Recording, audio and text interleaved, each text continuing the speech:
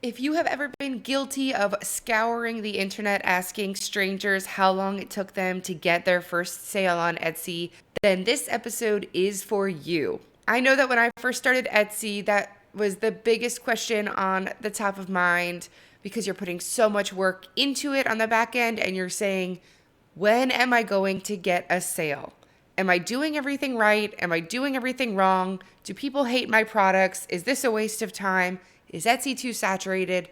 How long until I see the fruits of my labor? And while I can't promise you that you're going to get an exact answer to that question, what I can promise you is that we will understand by the end of this episode why getting the first 100 sales on Etsy is so difficult and what we can do about it to make it happen. Hey, it's Rebecca Boland. Welcome back to the podcast, Etsy and Ecom with the Professional Mom, where I have been sharing my journey on Etsy and sharing business strategies, SEO tips, and other practical advice to help new Etsy sellers grow in their journey as well. I remember hitting publish on my first Etsy listing in 2020 and refreshing my shop every 5 minutes, obsessed with knowing exactly when I would get a first sale. It's a little bit of wanting instant gratification mixed with a little bit of needing affirmation, mixed with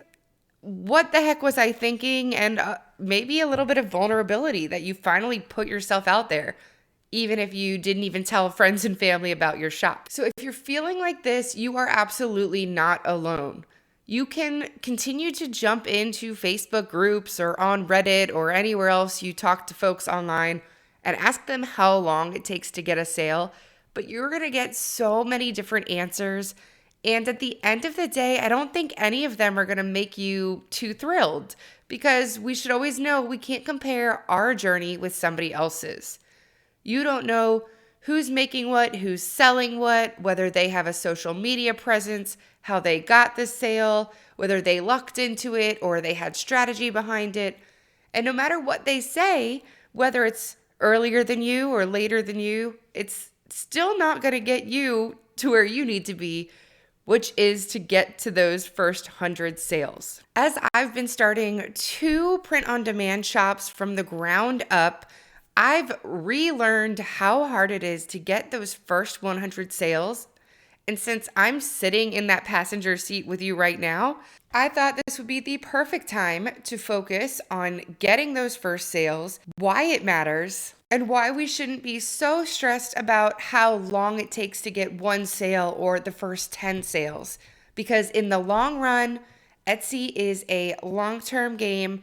If we are looking to truly build a business and scale a business, then in the grand scheme of things, a difference of 1 month, 3 months, or 6 months is not going to change the end goal. So why 100 sales? Well, that's just a number that I think you hear from a lot of well-known Etsy sellers and other experts who recognize that there's somewhere around this 100 sale milestone that seems to separate hobbyists from serious sellers and seems to help start the ball rolling faster for sales growth on Etsy once you get past that mile marker.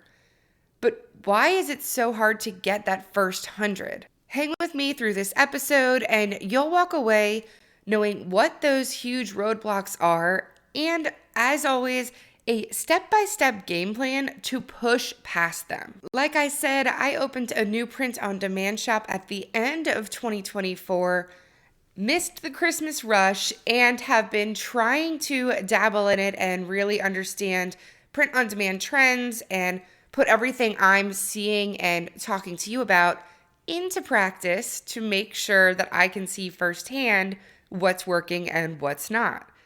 But even knowing everything I know about Etsy and having 2 highly profitable digital Etsy stores, that does not mean that I am seeing instant success in these print-on-demand shops. There's something about this 100 sales that feels like we are trying to climb a mountain. And there's a few reasons to that. So let's talk about the reasons behind the scenes so that we understand what is really causing that huge hurdle. Number 1 is that visibility is the top struggle. Etsy's algorithm is going to favor established shops, so new sellers aren't getting as much organic traffic.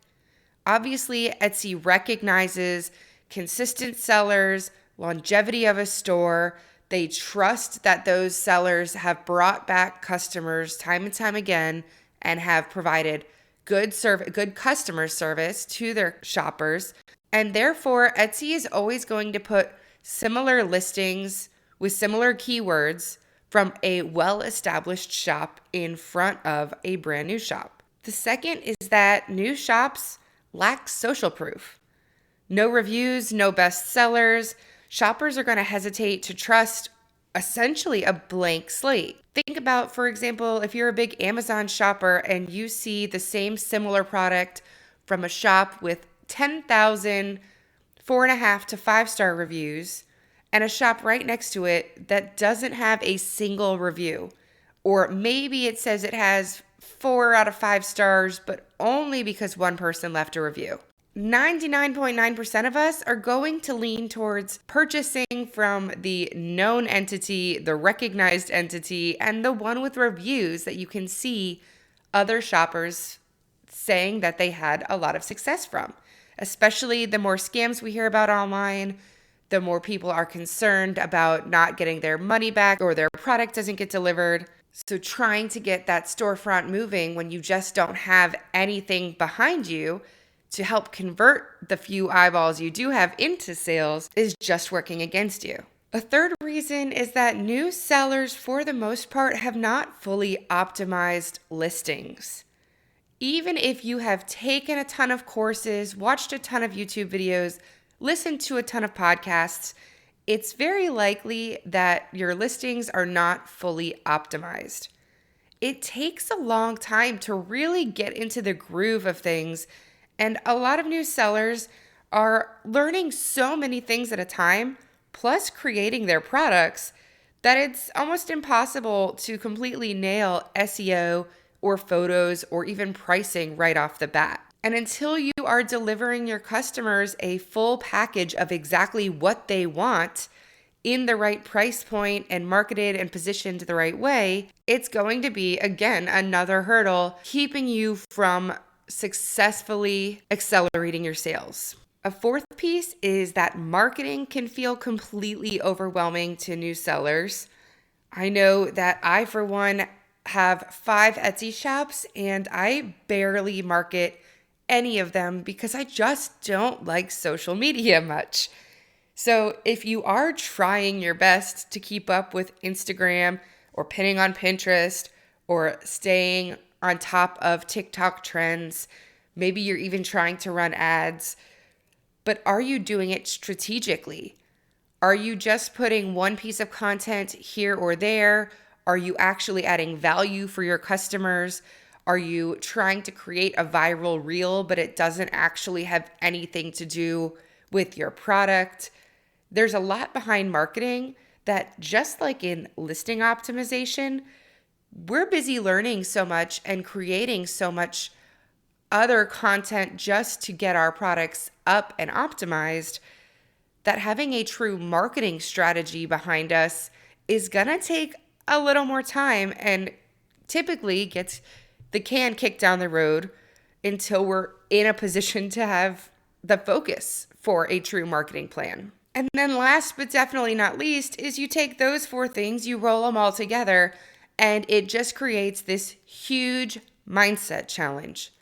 We ultimately end up with this mental block, this huge weight of discouragement that just sits on our shoulders.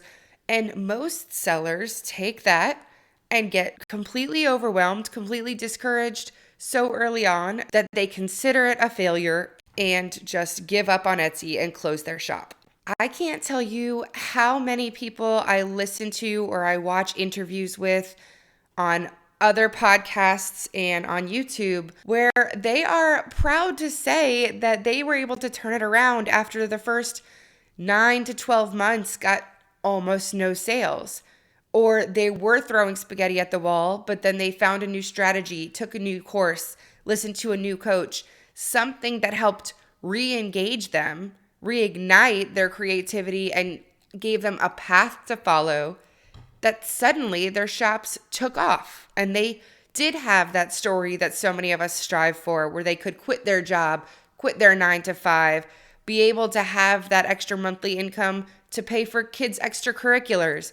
Whatever it is that you are doing the Etsy side hustle or full-time business for is absolutely possible. And if you keep your ear to the ground and look for those stories, they are all over the place. And most of them do not begin with, I hit the ground running, I made a bestseller in my first month, and now I'm a millionaire. So as you go into Etsy, recognize that to truly do well, you need to consider it a longer game. It doesn't have to be a 10 to 20 year plan, and who knows what Etsy will even look like at that time. But you do need to know that there's a lot of pieces to learn, and every day you have to put in some time and some effort to keep it moving, to keep improving, and to get to that point. So what is it actually going to take to get to your first 100 sales on Etsy? Let's look into strategies that we know data has proven time and time again will actually work. Number 1 is to first master Etsy SEO. Your listings need to be seen before anybody can possibly even have the chance to decide whether to buy from you, right? If nobody knows that your store exists or your product exists, they can't even think about whether it's the right fit for what they're shopping for. So first, we need to get visibility. We need to get views. We need to get eyeballs. And this is hard because of the first hurdle I talked about, where your shop is brand new. And unless you found a really creative micro niche and you already have a community around it that people have been looking for your exact product, then, which is fantastic for you, but unless you come into the game with that in the back of mind, it's going to be hard, and it's going to take some time for you to position yourself in enough of a niche that you are getting visibility over established shops.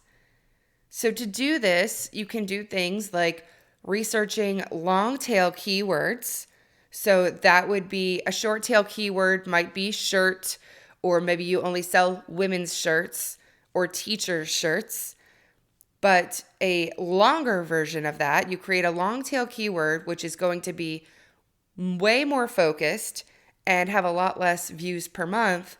But if you have exactly what that buyer is looking for, and you are the only one selling a crossword puzzle inspired women's t-shirt for teachers, then that one person searching each month for that item is going to get their eyes on your shop, and that's going to help your conversion rate later down the line. A part of SEO, even if you are brand new to the Etsy game and haven't fully comprehended all of the bits and pieces to it, which is completely okay because there is a lot to learn, but when you see all 13 tags in that section as you are listing your product, there are a lot of other optional sections, a lot of things you can fill out, but you don't have to. The first thing you should absolutely do, or one of the top things you should absolutely do in every single listing, completely fill in all 13 tags before you hit publish.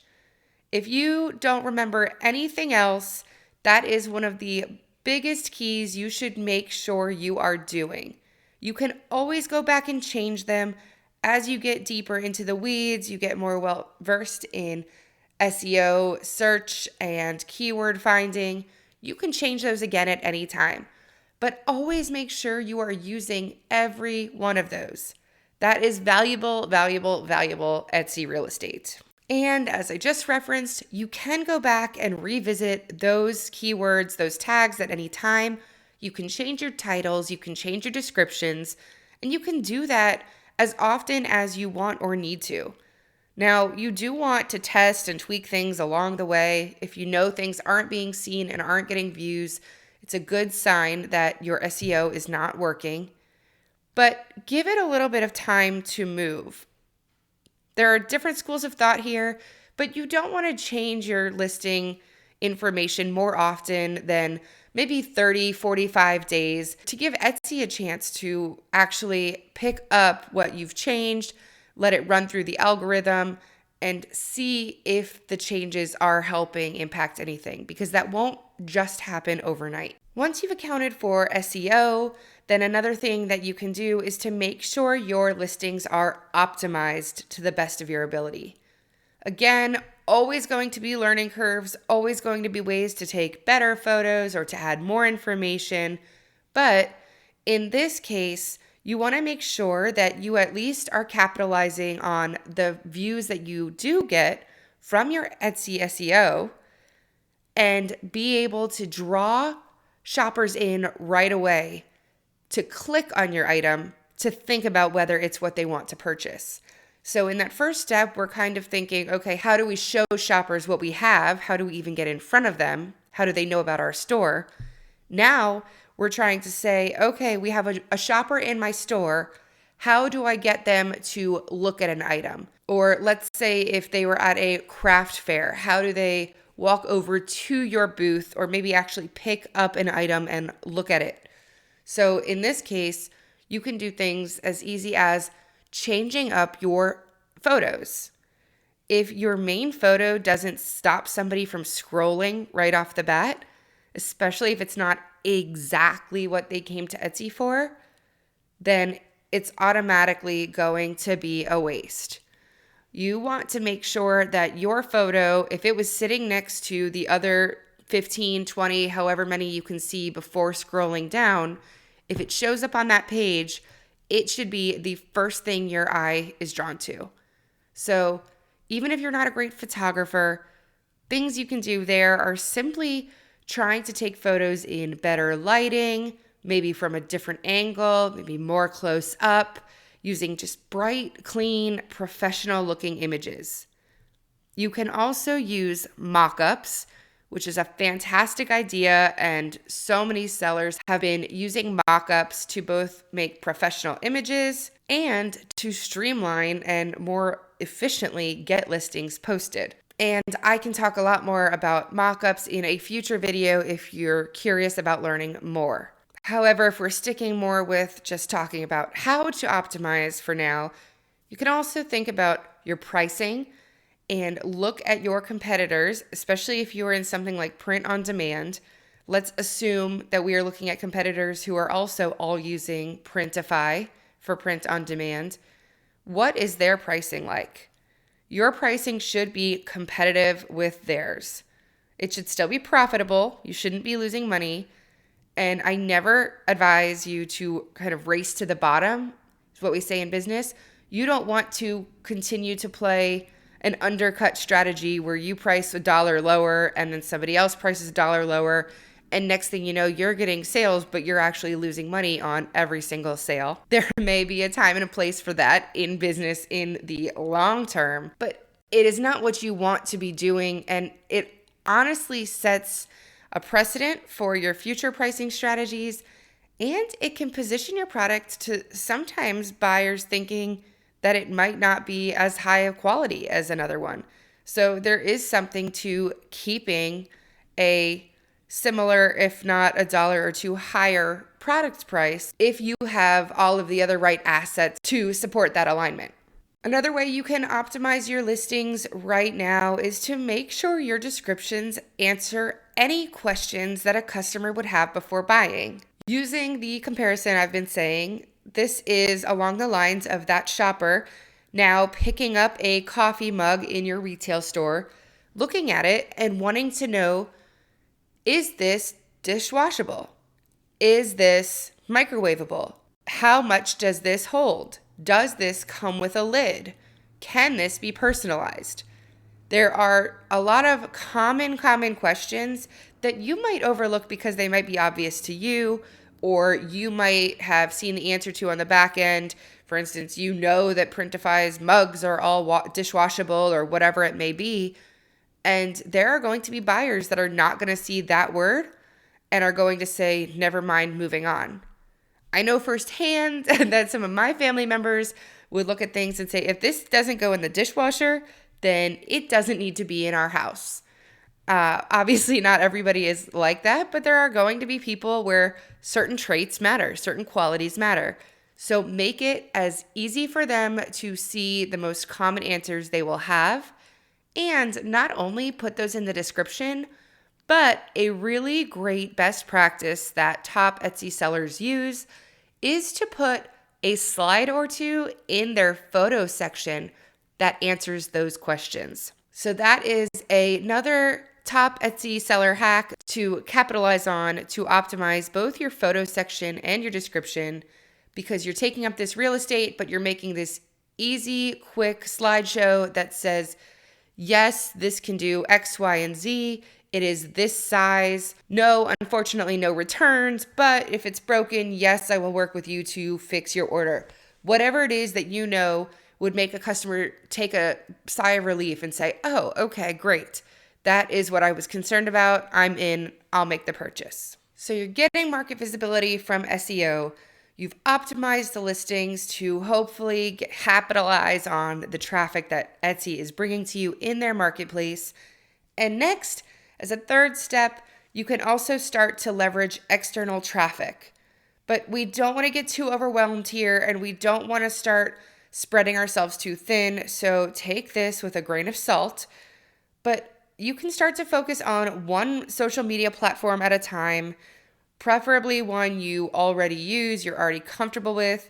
If you're already a person who posts on TikTok or Instagram or scrolls through a few hours at a time, then see if there's a way that you can transition that into a more productive use of time and start trying to chat with maybe other Etsy sellers or start building relationships with influencers who might align with your product. Maybe somebody that you'd want to hopefully help you promote your products in the future, somebody that you'd be willing to give some samples of for free so that they can offer to their followers or give you reviews. This doesn't mean you have to go in and schedule months worth of content on every platform all across the line.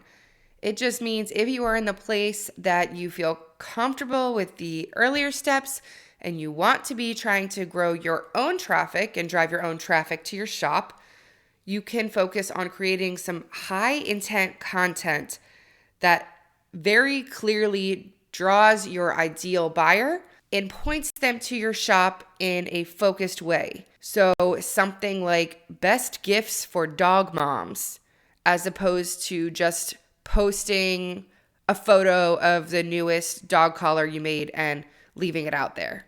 Maybe making it look like a roundup or a blog post that somebody might want to scroll through or share to their best dog mom friend so that the content is a little more shareable and a little more conversational. You can also run limited time offers for your first buyers to encourage urgency. You can say that you are having a grand opening shop and everything is 50% off until you hit 100 sales, or you can create a sale that is one day only and share that on social media. If you've noticed that even Etsy will do a countdown clock on the last 24 hours. So if you run a one-day sale and I were to visit your shop right now, it might show me, hurry, this offer ends in 17 hours and 39 minutes. And it will actually count down and help you create that sense of urgency in a buyer if you've gotten them into your shop. If you use these strategies and you bring people in and you are able to make a couple of those first sales, yes, it has been slow moving, it's been difficult, but you're seeing them trickle in, then you want to make sure that you get those first reviews as quickly as you can. Obviously, you don't want to harass your customers and bug them over and over again. And Etsy does have strict rules and guidelines about contacting customers after their transaction. But you can follow up maybe something along the lines of, hey, I got your order. You will receive a tracking number in the next 2 days. Please feel free to contact me if you have any questions or concerns. And once you get a chance to see your product, or if you were thrilled with your service today, could you please take a minute to leave a quick review? You can send a message within Etsy to the customer while the transaction is still open and just leave these little pieces of please leave a review. It really helps my shop grow. It's really important for small business. However you want to phrase it in your tone, your words, that can encourage somebody to take that 2 extra minutes to leave you a review. There is also another strategy I've seen used more so in the digital space than something like a physical print on demand type realm. But there you can offer low ticket, high value products to drive early volume.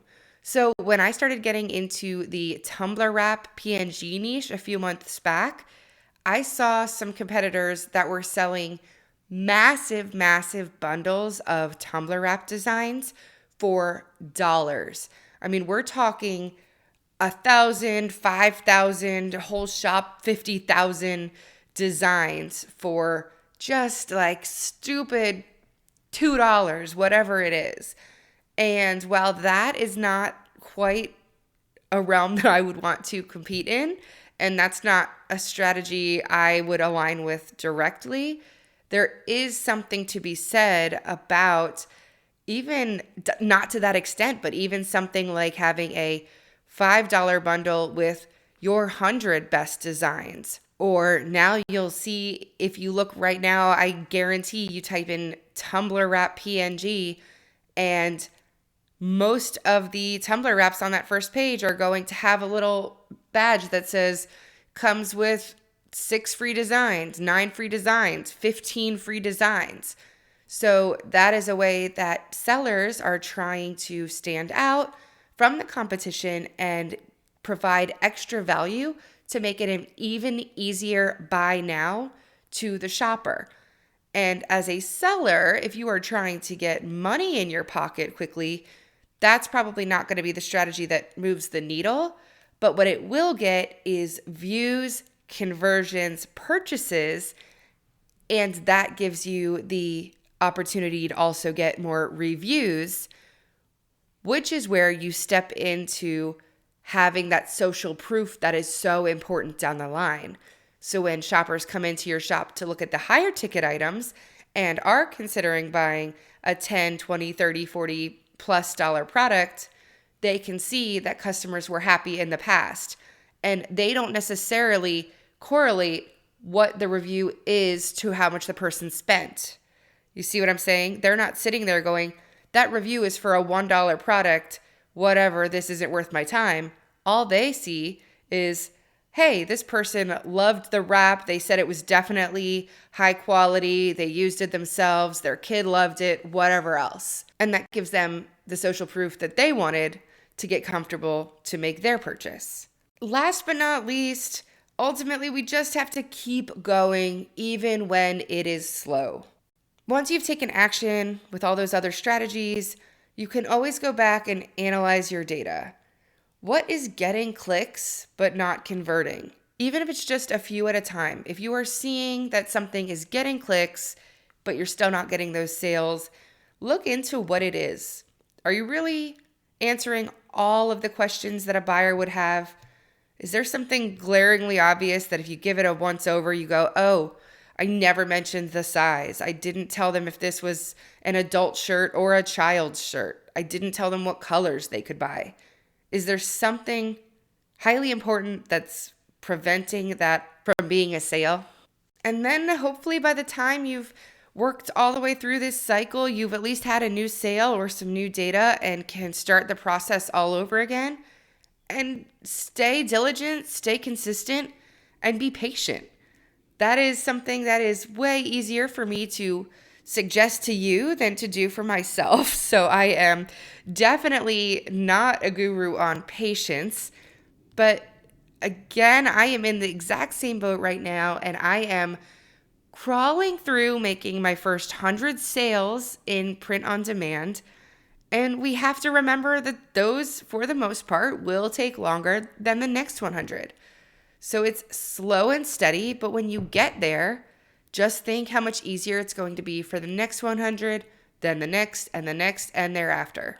If you're listening to this as it comes out in early March, we're also at the beginning of hopefully a uplift in a sales season, because other than Valentine's Day that just passed. We all know January and February are not huge shopping months for the most part.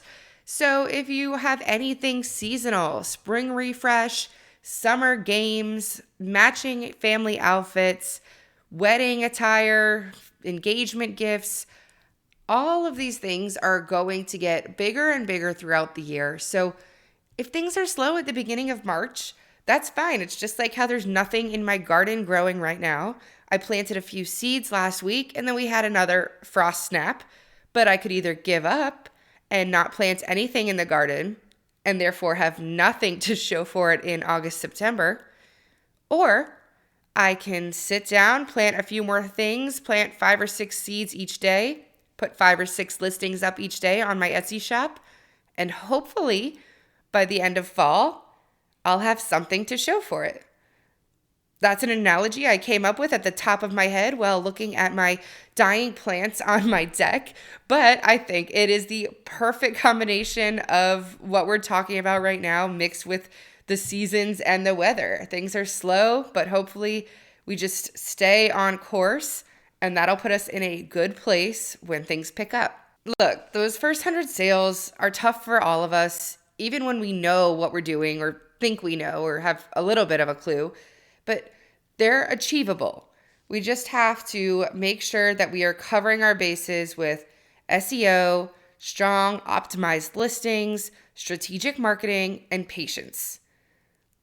It's not a failure if you haven't gotten there yet. You're not failing every time you don't make a sale. You're learning. And every top Etsy seller started exactly where you are now. We have more information than ever before at our fingertips. There are so many brilliant and kind souls out there sharing their journey and telling us what worked for them so that we can do it too. So I challenge you to audit your best performing listing today and just improve one thing. Now, that doesn't mean do an overhaul. Don't change all your tags if you have something that's really, really doing well. But if you have a performing listing or two that you know has been seen but hasn't been converting, see if you can add some more details to the description. See if you are actually using all 13 tags. Are you actually providing all photos? Are you showing all angles of the product? Could you add a video in that video slot? Just try to make one positive change in one listing. That's the challenge for today. And if you do that one thing and then you do want some more steps you can take, scroll down to the show notes where I will list a link to my free Building Your Etsy Empire ebook, which is a great resource that will help guide you through some of the biggest pieces of Etsy listing optimization. If you are curious about working one-on-one, you think you might need a little extra guidance or a personalized shop audit because you know that there's one specific facet still holding you back, feel free to reach out to me. You can DM me on Instagram or you can email me. I will put my contact links in the show notes below. And if you enjoyed this podcast, please do me a huge, huge favor and leave a quick review. Just like we ask our Etsy shoppers and buyers to leave a quick review to help us grow, the same is true for this podcast. So it would mean a lot to me to know that this made an impact on even just one of you. And please make sure you are subscribed as well to make sure you don't miss one of our upcoming weekly episodes helping you grow on Etsy, e-commerce, and beyond. Until next time, goodbye.